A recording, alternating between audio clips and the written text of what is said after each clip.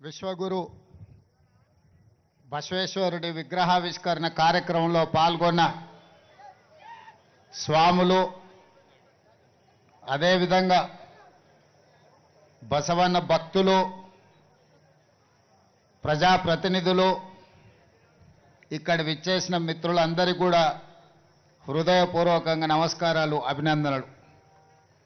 ఈనాడు మనమందరం కలిసి విశ్వగురు బసవేశ్వరుడి విగ్రహావిష్కరణ ఒక స్ఫూర్తిని, సామాజిక న్యాయాన్ని అందించే కాంగ్రెస్ పార్టీ, ముఖ్యంగా శ్రీ రాహుల్ గాంధీ గారు కన్యాకుమారి నుంచి కశ్మీర్ వరకు చేసిన పాదయాత్రలో 150 రోజులు 4000 కిలోమీటర్లు ప్రతిరోజు ప్రజలను కలుస్తూ మమేకమవుతూ ప్రతి సందర్భంలో బసవన్న ఇచ్చిన సూచనలు, బసవేశ్వరుడు ఇచ్చిన ఆదేశాలను వారు ఆ కాలంలోనే సామాజిక న్యాయం చేసి వివిధ సామాజిక వర్గాలకు చట్టసభలలో, ప్రజా నిర్ణయాలలో ఏ విధంగా భాగస్వామ్యం కల్పించిండో వారిని స్ఫూర్తిగా తీసుకొని జనగణనలో కులగణన చెయ్యాలి,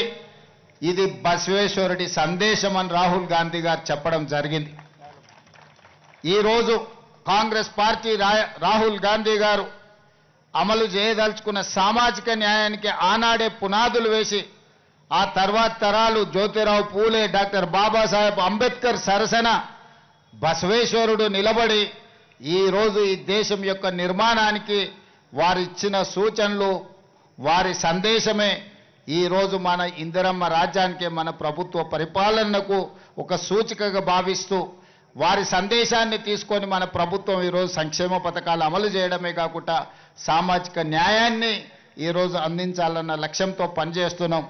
నాకు ముఖ్యమంత్రిగా బసవేశ్వరుడి విగ్రహావిష్కరణ వారి జయంతి సందర్భంగా కూడా నేను రవీంద్ర భారతిలో మిమ్మల్ని అందరినీ కలుసుకోవడం జరిగింది.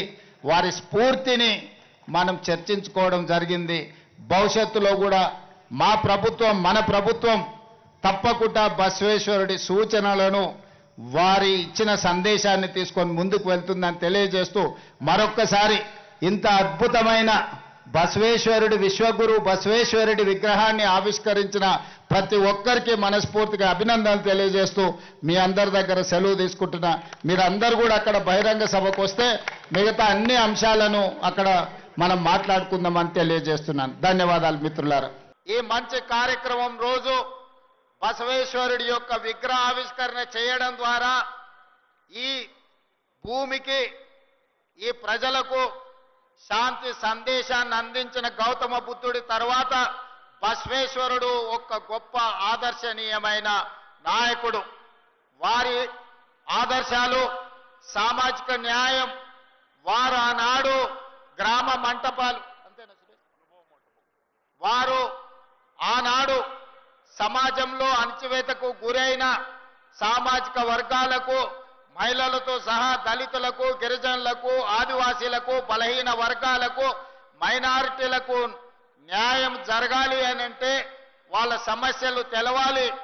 ఆ సమస్యలను చర్చించాలంటే అనుభవ మంటపాల ద్వారా ఆనాడు ప్రజల యొక్క సమస్యల్ని తెలుసుకున్న విశ్వ గురువు ఈనాడు బసవేశ్వరుడి యొక్క విగ్రహాన్ని ఆవిష్కరించుకున్నాం. ఆ అనుభవ మంటపాల ఆదర్శమే ఈనాడు శాసనసభలు, పార్లమెంట్లు మనం నిర్వహించుకుంటున్నాం.